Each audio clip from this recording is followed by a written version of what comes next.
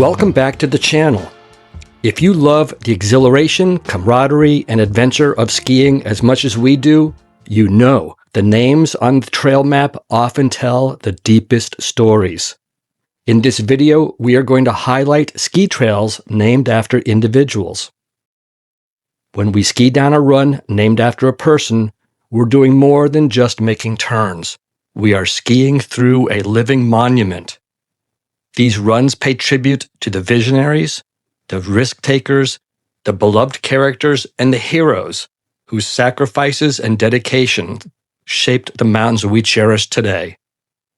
They honor the founders, the legends, the cherished employees, and even the heroes of the 10th Mountain Division.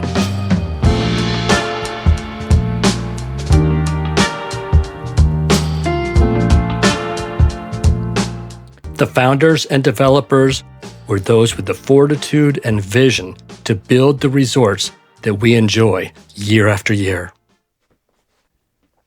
Watson's Bowl at Alta is named after George Watson, who donated land he had mining rights to for the development of the mountain. In keeping with his colorful character, Watson, in the early 1930s, declared himself the mayor of Alta, a town with a population of 1. Himself. Ruthie's Run at Aspen is named for Ruth Humphreys Brown, a patron who made a significant donation to fund the trail's construction in 1948. During World War II, Ruth was a member of the Women's Air Force Service Pilots Program. She also participated in the formation of the BOLD ski program for blind skiers and the first Outward Bound program in the U.S. At Mount Snow, the trail named Thanks Walt honors founder Walt Schoenknecht. Walt's first involvement in the ski industry was to operate Brody Ski Area in Massachusetts. He went on to open Mohawk in Connecticut in 1947, which to this day is still owned and partially operated by his daughter Carol. The trail Winter's Way at Sugarloaf recognizes founder Amos Winter, who led the crew that cut the mountain's very first trail in 1950. Amos owned a local general store in the area and was an avid skier. At Mount Tremblant, the challenging Ryan Trail honors founder Joseph Bondurant Ryan, who developed the resort in 1938. Though he came to the region prospecting for gold, after skinning to the summit of the mountain, he set his vision on building what would become a world-class resort. Finally, Franz's Run at Whistler is named for Franz Wilhelmsen, who co-founded the mountain. In the mid-1800s, the mountain was officially called London Mountain. Unofficially, it was called Whistler due to the whistling sound made by marmots.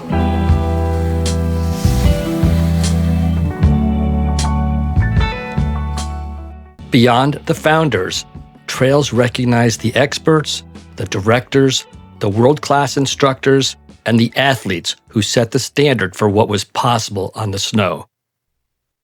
The J.C. J. Anderson Trail at Mount Tremblant is named in honor of Anderson, who was Canada's most highly decorated snowboarder. After a long and highly successful career competing internationally, Anderson retired to the quieter life as a blueberry farmer. At Deer Valley, Stein's Way is a tribute to the director of skiing and Olympic gold medalist Stein Eriksen, who brought a touch of European elegance to the American ski scene. At Alta, Alf's High Rustler is a legendary black diamond run named for Norwegian-American ski pioneer and former ski school director Alf Engen. During his competitive years, he won championships across multiple ski disciplines. Engen was also a multi-sport champion, having won more than 500 events in skiing, soccer, hockey, and ice skating. He was involved in the planning and design of 20 ski areas, including Alta, Sun Valley, and Snow Basin. At Winter Park, Rita's Run honors Rita Stanley, a dedicated skier and championed for accessibility with the National Sports Center for the Disabled. Rita volunteered extensively at the center and was a recipient of their services. She was also a 3-track national champion. At Whistler Blackham, the Dave Murray Downhill Trail is named for a Canadian ski racer who was later the director of skiing at Whistler. Murray was one of the crazy Canucks, who were downhill racers known for their fearless and sometimes reckless descents.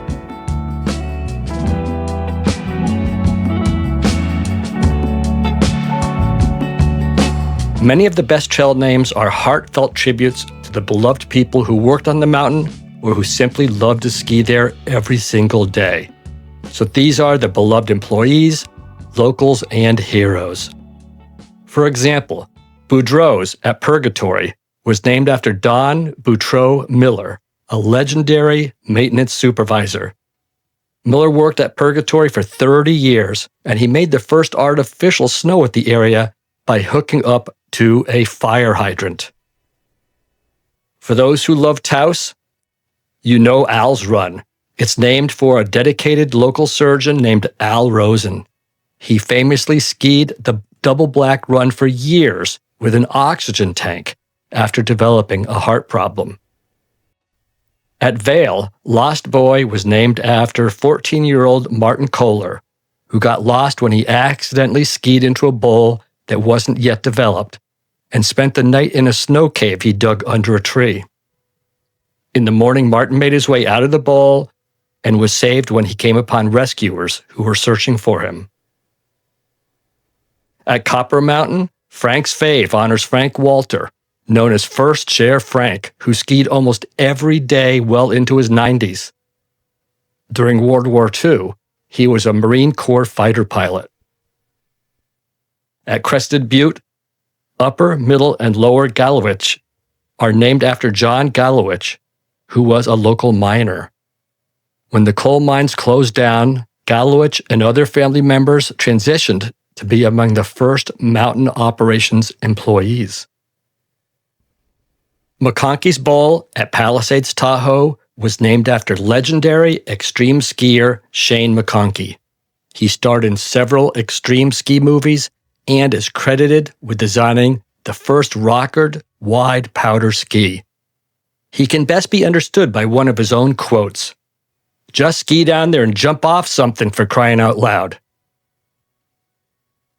Trail names don't always have a glorious history. Sometimes they're just kind of funny.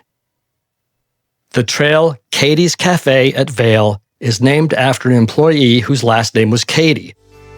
His job was to manage the on-mountain waste facility.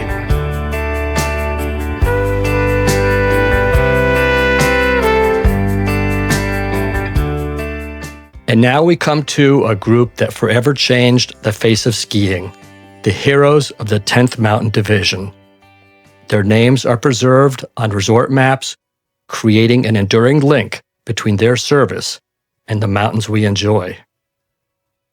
The 4-mile-long Riva Ridge Trail at Vail is named for the division's pivotal World War II battle in Italy. Additionally, Vail was co-founded by veterans Pete Siebert and Earl Eaton, and the resort honors them with runs named Pete's Bowl and Eaton's Run. At Attitash, the trail named Thad's Choice honors Thaddeus Thorne, who created the initial network of trails there.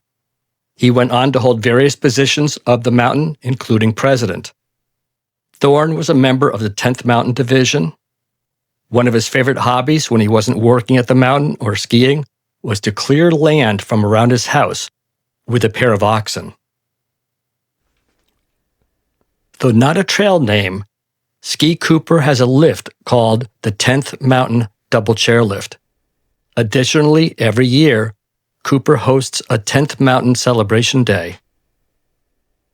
At Snow Basin, the John Paul Express Chairlift is named for a soldier, John Paul Jones, Jr., who was an Ogden native who learned to ski there before being lost in the Battle of Belvedere in Italy.